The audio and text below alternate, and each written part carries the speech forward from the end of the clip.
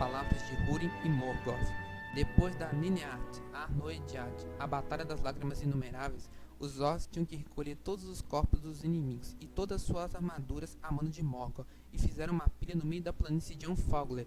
Era com uma grande colina que se podia ver de longe, e os Eldar a chamaram de Ha'ud em Nedjin, o Monte dos Mortos, e Ha'ud em Ninehart, o Monte das Lágrimas. Mas a relva e a grama surgiu ali, e cresceu de novo, alta e verdejante sobre aquele monte, o único lugar em todo aquele deserto que houve vegetação de novo, e nenhuma criatura de Morgoth pisou dali por diante, onde os corpos dos Eldar e Edain, junto com suas espadas, se desfaziam em ferrugem. O reinado de Fingol terminou. Grande foi o triunfo de Morgoth, e seus desígnios se cumpriram de uma maneira conforme seus próprios coração, pois os homens eles trariam os Eldar.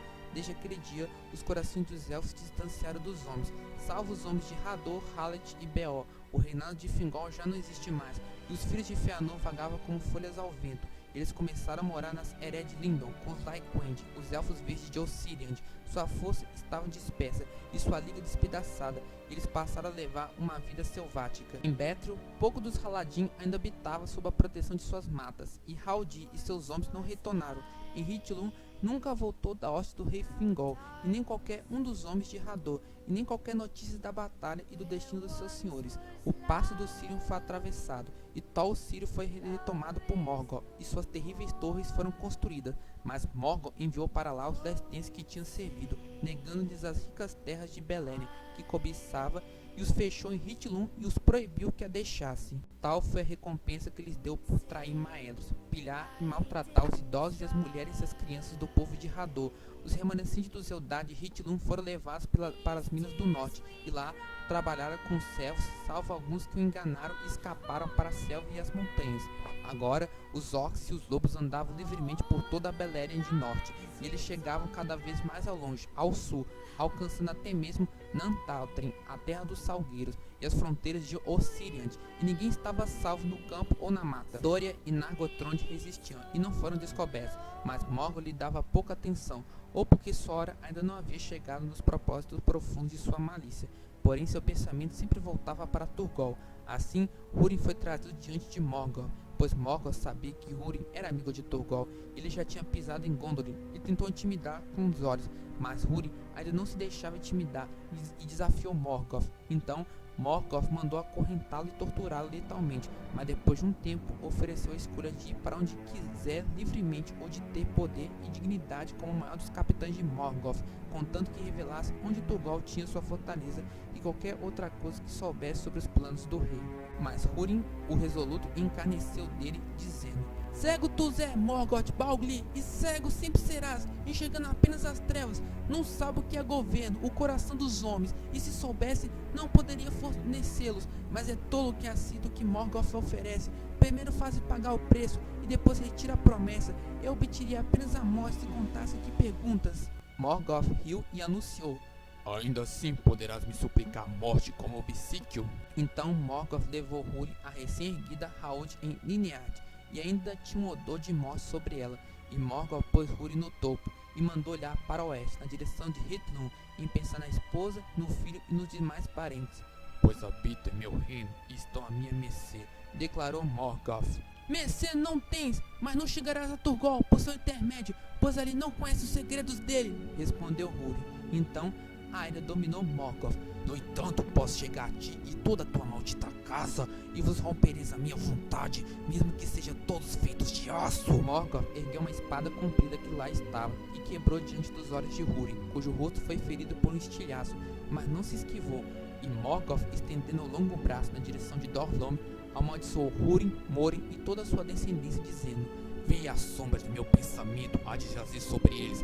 Aonde quer que vão, o meu ódio há de persegui-los até os confins do mundo." Húrin respondeu: "Falas em vão, pois não pode vê-los nem governá-los de longe, não enquanto mantiver esta forma, e ainda desejares ser um rei visível na terra." Então Morgoth se voltou para Húrin e encarneceu: "Tolo, pequeno entre os homens, e eles são menores de todos que falam. Viste os Valos, o mediste o poder de Manwë e Vada, sabe o alcance do seu pensamento, ou talvez pense que seu pensamento está contigo e que pode protegê-los de longe." "Não sei, no entanto, assim poderia ser se eles quisessem, pois o rei antigo não há de ser destronado enquanto durar Arda", respondeu Húrin. Então Morgoth disse: Tu mesmo disseste, eu sou o rei antigo, Melkor, o primeiro, o mais poderoso de todos os Valar, aquele que existe antes do mundo e o fez. A sombra do meu propósito está sobre Arda, e tudo que está nela couve-se lenta, e seguramente a minha vontade. Mas sobre todos os que amas, meu pensamento há de pensar como uma nuvem de perdição, e há de rebaixá-los à treva e ao desespero. Aonde quer que vão, o mal surgirá. Quando quer que falem, suas palavras hão de trazer mau conselho. O que quer que façam, há de se voltar contra eles. Hão de morrer sem esperança, amaldiçoado ao mesmo tempo a vida e a morte. Húrin respondeu: Esqueça quem falas, tais coisas falaste muito tempo atrás aos nossos pais, mas escapamos de tua sombra, e agora temos conhecimento de ti, pois enxergamos o rosto que viram à luz e escutamos as vozes que falam com Manwë. Antes de Arda existia tu, mas outros também, e não fizeste nem é mais poderoso, pois gastaste tua força contigo e a desperdiçaste em tua própria vacuidade. Agora não é mais do que um escravo fugindo dos Valar, e a corrente deles ainda te aguarda. Aprendeste com a lição de teus mestres, disse Morgoth. Húrin falou: Mas tal saber infantil não te ajudará agora que fugiram todos. Então direi a ti esta última coisa, escravo Morgoth. Ele não provém do saber dos Eldar, mas foi posto em meu coração nesta hora. Não é senhor dos homens, e não há de sê-lo, mesmo que Arda e Menel caia sob teu domínio, além dos ciclos do mundo. Não há de perseguir aqueles que rejeitam. Além dos ciclos do mundo, não os perseguirei, pois além dos ciclos do mundo nada existe, mas dentro deles hão de me escapar até que entre no nada. Concordou Morgoth.